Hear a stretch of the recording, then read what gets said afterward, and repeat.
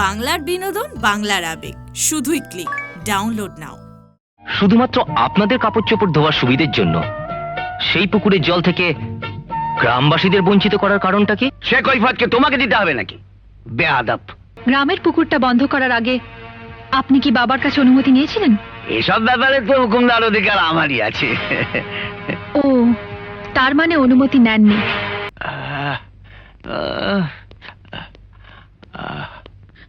বাবা, তুমি কেমন আছো বাবা? ও কিছু নয়, পায়ে সেই পুরনো ব্যথাটা। এখন কেমন আছো? ভালো ভালো। হ্যাঁ মা, তোকে দেখার জন্য আমি খুব ব্যাকুল হয়েছিলাম। পথে নাকি... ওসব কথা রাখো বাবা, তোমার অসুখটা এত বেড়েছে, আমাকে জানাওনি কেন? আমি শহর থেকে ভালো ডাক্তার নিয়ে আসতে পারতাম। কি হবে বড় ডাক্তার দেখিয়ে? ডাক্তার তোর কম দেখানো হয়নি মা। আমার দেহটাই আমার বশে নেই। আমি জানি আমার দিন ফুরিয়ে এসেছে। বাবা, তুমি যদি এসব কথা বলো আমি কিন্তু পাগল হয়ে যাব। না মা, তোর এভাবে ভেঙে পড়লে চলবে না। তোকে শক্ত হতে হবে। মনে রাখতে হবে তুই আমার একমাত্র সন্তান, এই বিশাল জমিদারির একমাত্র উত্তরাধিকারী। আমার পর তোকেই তো এই জমিদারির ভার নিতে হবে মা। রক্ষা করতে হবে এই বংশের কুল, মর্যাদা, আভিজাত্য। আমি জানি তুই পারবি। তোকে সাহায্য করার জন্য আমি এই নতুন ম্যানেজার রেখেছি। ওই তোকে সব বুঝিয়ে দেবে। ওই চিন্তা হরণ, আগে কাল থেকে আমার মা সেরেস্তায় বসবে। তুমি গ্রামের সবাইকে ঠেলা পিটিয়ে জানিয়ে দাও। আগে এই যে দেখুন, এই বছরের খাজনার হিসেব। শুধু উত্তরপাড়া এই বছরের খাজনা দেয়নি, তাই আদালতে একটা বিচারের ব্যবস্থা করেছে। কেন, মামলা করেছেন নাকি? আগে নইলে তো আর খাজনা আদায় হবে না। কি দরকার ছিল? ম্যানেজারবাবু, এক ভদ্রলোক রাজা সাহেবের সঙ্গে দেখা করতে চায়। বলে তো এখন দেখা হবে না। না না, বলছিল খুব দরকার, দেখা না করলেই নয়। বেয়াদব! রাজা সাহেব অসুস্থ, সে জানে না? যা গিয়ে বল দেখা হবে না। আগে বলছিল।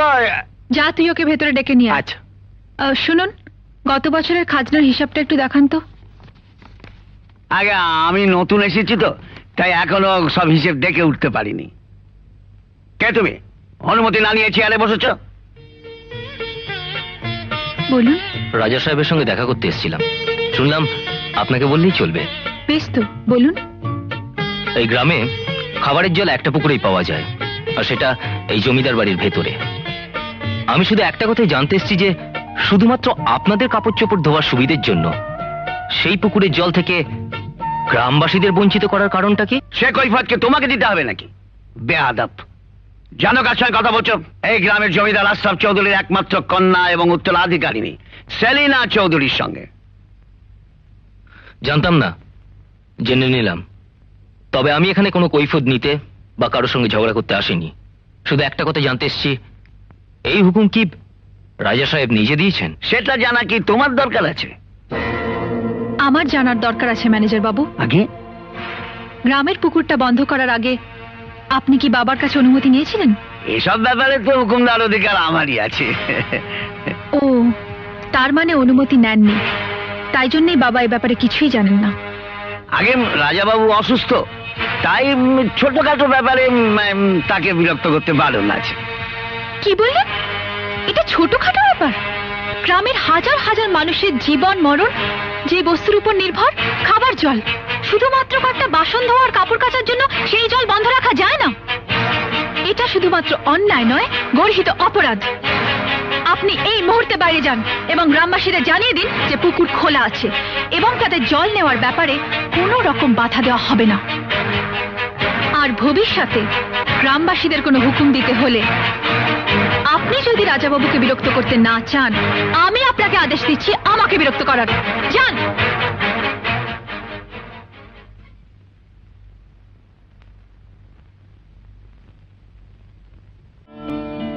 কি খবর সেলিম ভাই? ও হ্যাঁ, দেখো তো এই ওষুধগুলো কোথায় পাওয়া যাবে। শহরের কোনো দোকানে এই ওষুধগুলো আমি পাচ্ছি না, কিন্তু এই ওষুধগুলো আমার ভীষণ দরকার। বন্ধুর সাথে সাথে আপনিও ডাক্তারি আরম্ভ করেছেন বুঝি? না, ইঞ্জিনিয়ারিং ছেড়ে ডাক্তারি করব না। তবে হ্যাঁ, বিয়ের একটা ঘটকালি করতে পারি। ঠিক বলেছেন, এই ঘটকালিটা তো আপনি করেই ফেলুন।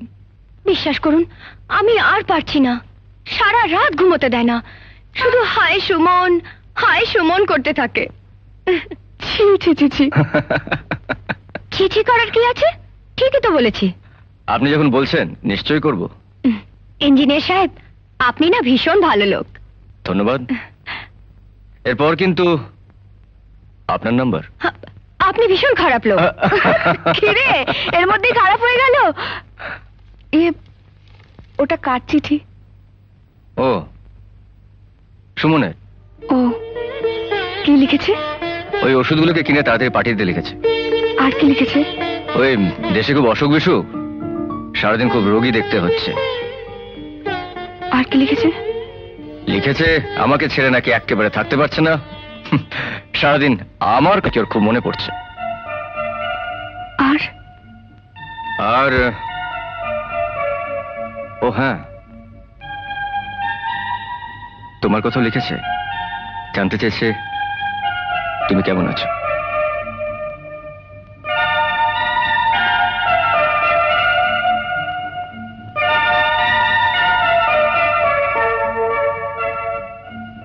জানি মিথ্যে, তবু আমার বিশ্বাস করতে ইচ্ছে করছে। আরে আরে আরে আরে কি করছেন কি? আরে সকাল থেকে রোদ্দুরের মধ্যে বসে কষ্ট করে মাছগুলো ধরলাম, আর আপনি সব ছেড়ে দিলেন। বেশ করেছি। আমি যে অত কষ্ট করে রোদ্দুরের মধ্যে ভোলাকে পাঠালাম, আপনি এলেন না যে? আমার কাজ ছিল। কি এমন কাজ করেন আপনি? এই ঘুরি ফিরি, এটা সেটা করি, তবে কারো অপকার করি না, উপকার করার চেষ্টা করি। ও, তাই বুঝি আপনার এত অহংকার যে কেউ আপনার উপকার করলে আপনি তাকে ধন্যবাদ দেওয়ার প্রয়োজনটুকু মনে করেন না? হ্যাঁ, আপনি ঠিকই ধরেছেন, তবে আমি তাদেরকে ধন্যবাদ দিই না যারা অন্যকে ধন্যবাদ দিতে শেখেন। ও, বুঝেছি। সেদিন স্টেশনে আপনাকে কিছু না বলে চলে এসেছি বলে রাগ করেছেন বুঝি? না না, রাগ করবো কেন? আর এতে রাগ করারই বা কি আছে? তার কারণ আমি জানি যে চলার পথে হঠাৎ দেখা হলে সে হয় ক্ষণিকের অতিথি। বুঝেছি, রাগ নয়, অনুরাগ।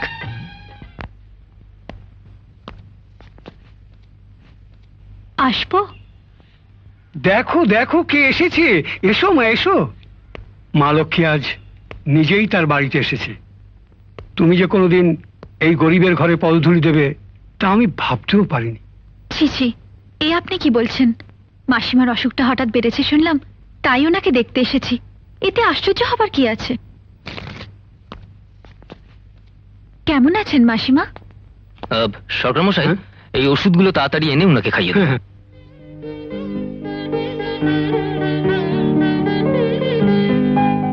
আপনি